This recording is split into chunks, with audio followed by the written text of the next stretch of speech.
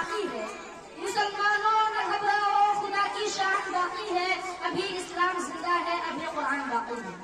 برادران اسلام اور محترم سامعین کرام، میں اس پرنور اور متبرک محفل میں متبرک کتاب قرآن کریم کی عظمت و فضیلت پر روشنی ڈالنے کا جذبہ کر رہا ہوں۔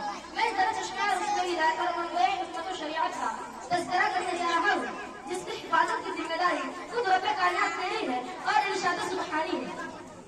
اِنَّا نَحْنُ نَزَّلْنَا الذِّكْرَ وَإِنَّا لَهُ لَحَافِظُونَ، یعنی ہم نے یہ قرآن کو نازل کیا اور ہم یہ اس کی حفاظت کرنے والے ہیں۔ امید کرتے ہیں کہ اللہ تبارک و تعالی ہمیں احکام قرآن کی معرفت عطا فرمائے۔ جب اہل مکہ میں قرآن کریم کو کلام اللہ کی کتاب سے نہیں نوازا اور معجزہ ہونے کا انکار کیا، اس کتاب کا انکار کیا، اس کتاب کا انکار کیا جس کے بارے میں ارشاد ربانی ہے، لا ریب فیہ، لا ریب فیہ، اس میں کوئی شک نہیں کہ تمام مصائب و علماء ربی کی حجی اور چیلنج دیا کہ تم ایک تو نہیں بلکہ بہت سارے بھی مل کر قرآن جیسی ایک چھوٹی سی آیت نہیں لا سکتے۔ اگر تم لوگ اگر تم میں سے کوئی مساجد ہو تو تم اس کے جیسے ایک چھوٹی سی آیت لا کر دکھا دو۔ بس عرب نے لاکھوں کوششیں کی لیکن عربی نے اس کا اظہار کیا۔ عمرو الجوش جو کہ عرب کا بہت بڑا شاعر تھا، اس نے نحن نزلنا الذکر وإنا له وإن كنتم في ريب مما نزلنا على عبدنا فأتوا بسورة من مثله، یعنی تم لوگ اس پر شک کرتے ہو جو ہم نے اپنے بندے محمد رسول اللہ یعنی محمد مصطفیٰ صلی اللہ علیہ وسلم پر نازل کیا، تو تم اس کی جیسے ایک چھوٹی سی سورت لا کر دکھا دو۔ بس عرب نے لاکھوں کوششیں کی لیکن عربی نے اس کا اظہار کیا۔ عمرو الجوش جو کہ عرب کا بہت بڑا شاعر تھا، اس نے اِنَّا أَعْطَيْنَاكَ الْكَوْثَرَ کی سورت کعبہ پر دیکھا تو پکار اٹھا، خدا کی قسم یہ کلام کسی بشر کا کلام نہیں۔ شیطان اسلام، آئیے میں حضرات کو عظمت قرآن سناتا ہوں۔ جب کسی آدمی کے بارے میں اندازہ لگانا چاہیے یہ عاصی ہے یہ صادق ہے یا غالب، تو اس سے پہلے اس کو متعلقین پر نظر ڈالے۔ اگر اس کو متعلقین صحیح تو وہ شک بھی صحیح، اگر اس کو متعلقین غلط تو وہ شک نہیں۔ اگر ہم کسی قرآن کریم کی عظمت کو نظر آتے ہیں، اگر قرآن کریم کی فضیلت کو نظر آتے ہیں، اگر قرآن کریم کی عظمت کو نظر آتے ہیں، اگر قرآن کریم کی نصیحت کو نظر آتے ہیں، اگر قرآن کریم کی نفعت کو نظر آتے ہیں، اگر قرآن کریم کی رحمت کو نظر آتے ہیں، تو اس سے پہلے قرآن کریم کی متعلقین پر نظر آتے ہیں اور دیکھتے ہیں تو سب سے پہلا تعلق نظر آتا ہے۔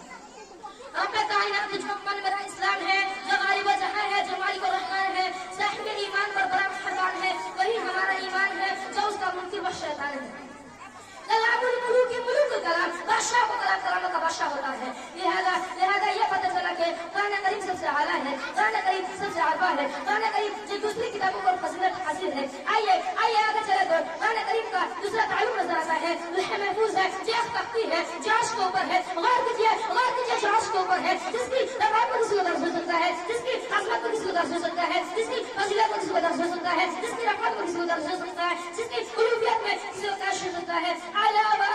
کے لیے کا مطلب تجویز کیا گیا، لوح محفوظ ہے۔ آئیے آگے چلے تو قرآن کریم کا تیسرا تعلق نظر آتا ہے لیلۃ القدر۔ قرآن کریم کو آسمانی دنیا پر ایسی رات کو بنایا گیا جہاں پر نہ جبرائیل واسطہ ہے، جہاں پر نہ میکائیل واسطہ ہے، جہاں پر نہ اسرائیل واسطہ ہے، جہاں پر نہ اسرافیل واسطہ ہے۔ ایسی رات کو بنایا گیا جس کے بارے میں خود قرآن کریم فرماتا ہے لیلۃ القدر خیر من الف شہر، یہ رات 1000 مہینوں سے بہتر ہے۔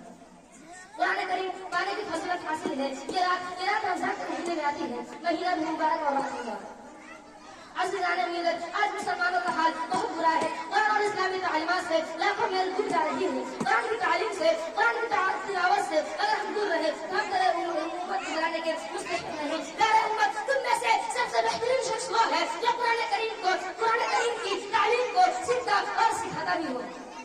مقداد شریف میں حدیث ہے، حضرت عثمان رضی اللہ عنہ نے حضرت عثمان رضی اللہ عنہ سے روایت ہے، سرکار دو عالم صلی اللہ علیہ وسلم نے ارشاد فرمایا خیرکم من تعلم القرآن وعلمہ، تم میں سے سب سے بہترین شخص وہ ہے جو قرآن کریم کی تعلیم کو سیکھتا اور سکھاتا بھی ہے۔ غور فرمائیے حدیث میں کیا فرمایا گیا ہے اور اپنی زندگی کو دیکھو، کیا ہم حضرت رسول اللہ صلی اللہ علیہ وسلم پر عمل کر رہے ہیں؟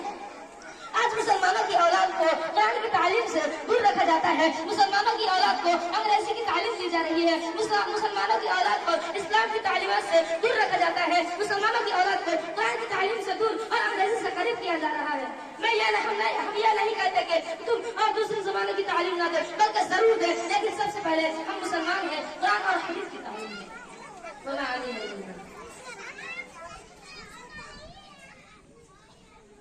ماشاء اللہ